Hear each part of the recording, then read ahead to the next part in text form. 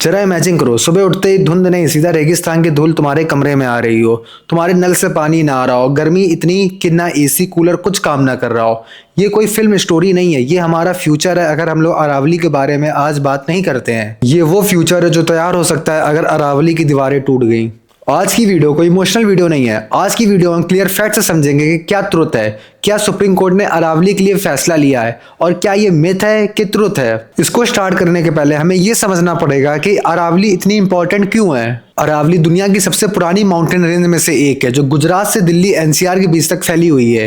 ये north India के लिए एक नेचर शील्ड की तरह काम करती है। ये रेगिस्तान से आने वाली धूल और गर्म हवाओं को रोकती है और ये अरावली इतनी बड़ी है कि इसमें इतने पेड़ है कि ये वाटर रिजर्व भी करती है और अरावली के हिल्स और जंगल वाटर रिचार्ज भी करते हैं और लाखों की संख्या में यहाँ पर जानवर भी रहते हैं। अलग अलग प्रजाति के अलग अलग स्पीसीज यहाँ रहते हैं। अगर सिंपल लैंग्वेज में समझा जाए तो अरावली नॉर्थ इंडिया की हवा, टेम्परेचर, पानी सब कंट्रोल करती है और इसीलिए जब लोग कहते हैं सेव अरावली तो उनका मतलब सिर्फ सेव अरावली नहीं है, उनका मतलब है सेव अवर फ्यूचर। देखो 20 नवंबर 2025 को सुप्रीम कोर्ट ने अरावली के ऊपर एक बड़ा फैसला लिया और इन फैसलों को समझने के लिए हम इसको 3 पॉइंट में समझेंगे। पॉइंट नंबर 1, नई डेफिनेशन। सुप्रीम कोर्ट ने कहा अरावली हिल्स वही पहाड़ियां मानी जाएगी जो जमीन से 100 मीटर या उससे भी ऊंची है, उन्हीं को अरावली हिल्स कहा जाएगा। और अरावली रेंज उसे कहा जाएगा जो 2 या 2 से ज्यादा हिल 500 मीटर के दायरे के अंदर होंगे। दूसरा, नई माइनिंग लीजेस पर ब्रेक।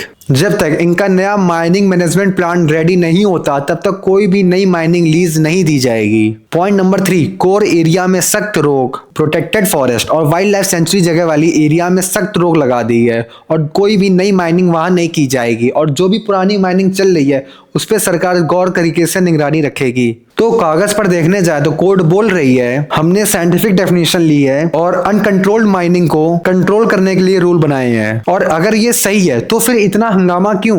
अब अगर इस पर बात करें तो आप पहले ये समझो कि ये फाइट आखिर शुरू कहां से हुई। गवर्नमेंट और एजेंसियां कह रही हैं कि नई डेफिनेशन से क्लियरिटी आई है, न्यू माइनिंग लीजेस रुकी हैं और कोर एरिया भी सेफ हुए हैं। हम सस्टेनेबल माइनिंग प्लान बना रहे हैं जो नेचर और माइनिंग दोनों को बैलेंस करके चलेगा। ये तो वो बातें हैं जो गवर्नमेंट ने कही, लेकिन एक्सपर्ट्स का कहना है कि अरावली के बहुत सारे पहाड़ 100 मीटर से नीचे हैं और लेकिन वो भी गर्म हवा, रेत को भी रोक के रखते हैं। अगर डेफिनेशन के हिसाब से 100 मीटर्स या 100 मीटर्स के ऊपर वाले हिल्स आएंगे तो अरावली का बहुत बड़ा हिस्सा ऑफिशियली अरावली नहीं कहा जाएगा। इसीलिए कल को कोई भी आकर बोलेगा कि ये हिस्सा तो ऑफिशियली अरावली में आता ही नहीं है तो कल को कोई भी आकर यहाँ माइनिंग शुरू कर देगा। असली डर तो यही है। पहले कोर्ट्स और रिपोर्ट स्लोप वैलीज सभी मिलकर बॉर्डर डेफिनेशन यूज करती थी, लेकिन अब सिर्फ हाइट वेजेस रिस्क बड़ा लग रहा है। इसका मतलब कि दोनों साइड की स्टोरी ये है कि गवर्नमेंट बोल रही है हमने प्रोटेक्शन स्ट्रॉन्ग कर दिया है, लेकिन एक्सपर्ट्स बोल रहे हैं कि आपने डेफिनेशन ही छोटी कर दी है जिसकी वजह से प्रोटेक्शन ऑटोमेटिक कमजोर हो गया है, जिस वजह से गवर्नमेंट और एक्सपर्ट्स के बीच में आम आदमी कंफ्यूज हो चुका है। अब बात करते हैं fake news versus real danger. Fake news क्या है और रियल डेंजर क्या है? सोशल मीडिया पर 2 एक्सट्रीम चल रही हैं। साइड 1 है ओवर रिएक्शन और मिथ की। मिथ तो ऐसा फैला हुआ है कि कुछ लोग बोल रहे हैं कि सुप्रीम कोर्ट ने पूरी अरावली पहाड़ी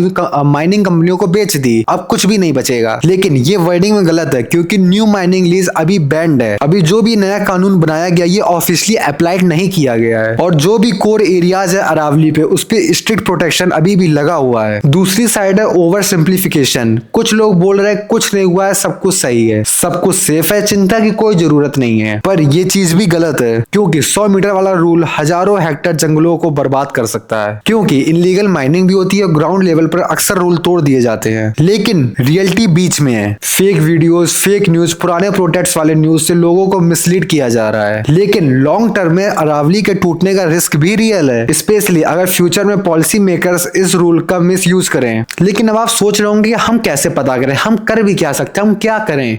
तो मैं आपको एक चीज बताता हूँ। सोचो तुम्हारे घर के सामने एक छोटा सा पार्क हो, लेकिन कल को नक्शे पे कोई रूल बन जाएगी, पार्क वही माना जाएगा जिसकी लंबाई 2 किलोमीटर तक होगी, जिस वजह से अब तुम्हारा वो छोटा पार्क इलीगल पार्क ही नहीं रहा, बल्कि कल को कोई बोलेगा ये तो खाली जमीन है, इस पर बिल्डिंग बना दो। वही डर जो उस समय आपको लगेगा आज यही डर उन लोगों को भी लग रहा है। पर स्केल और इम्पैक्ट यहाँ एक पार्क के जितना नहीं है, यहाँ हजारों पार्क से भी ज्यादा है क्योंकि ये बात एक हवा पानी रोकने वाले पूरे माउंटेन रेंज की है, कोई पार्क की नहीं है। अब मेन सवाल है कि मैं घर बैठे बैठे आखिर कर क्या सकता हूँ? पहले आप खुद अपने फैक्ट्स क्लियर करो। कोई भी हेडलाइन व्हाट्सएप शेयर से कोई भरोसा मत करो डायरेक्टली। कम से कम 2 से 3 नए नए सोर्स से पढ़ो, अलग अलग सोर्स से पढ़ो ताकि पता चले कि जजमेंट में क्या लिखा है। किसी एक चीज पर डिपेंड मत रहो, रिस्पॉन्सिबल तरीके से आवाज उठाओ। ऑनलाइन हो या ऑफलाइन, फैक्ट्स के साथ बात करो और सच बात करो, कोई भी झूठ बात मत करो। अपने एमपीज, एमएलए, जो भी लोकल लीडर्स हैं उनको टैग करो, उनसे प्यार से अपनी जो भी बात है उनसे वही सवाल पूछो। उनसे पूछो कि 100 मीटर वाला ये रूल को कैसे प्रोटेक्ट करेंगे,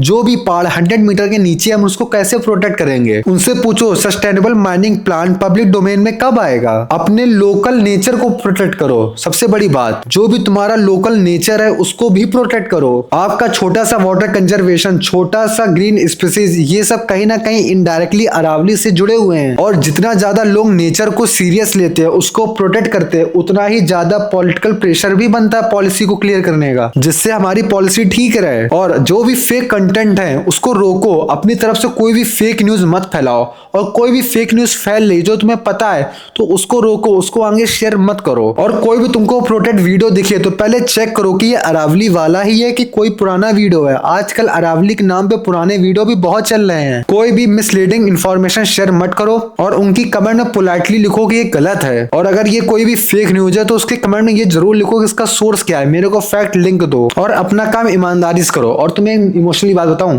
अरावली ने आज तक हमसे कुछ भी मांगा नहीं है, ना कोई वोट मांगा है, ना ही कोई डोनेशन मांगा। फिर भी उसने हजारों साल से हमारी हवा साफ रखी, रेगिस्तान की रेत को रोककर खड़ी रही हमारे लिए, हमारे पानी को जमीन के अंदर स्टोर किया, और अब पहली बार उससे हमारी जरूरत है। सुप्रीम कोर्ट का ऑर्डर एक लाइन या एक वीडियो में अच्छा या बुरा नहीं बोला जा सकता। ये एक ऐसा दस्तावेज है जो एक ही बार में स्ट्रॉन्ग एनवायरनमेंट पॉलिसी भी बना सकता है, और गलत हाथों में आकर अरावली का फ्यूचर भी डिसाइड कर सकता है। इसलिए अगर तुम सच में सेव अरावली के साथ हो तो सिर्फ गालियां देकर, फेक न्यूज शेयर करके नहीं, बल्कि इंफॉर्मेशन, सवाल, एक्शन से उसका सपोर्ट करो। कमेंट में लिखो I stand for facts, I stand for Aravalli, और हमेशा हैशटैग सेव अरावली को ही ट्रेंड करो, ताकि अगली बार जब कोई भी अरावली के बारे में बात करे तो किसी भी कंफ्यूजन से बात ना करे, डायरेक्ट अपने क्लियर सवालों से बात करे। धन्यवाद।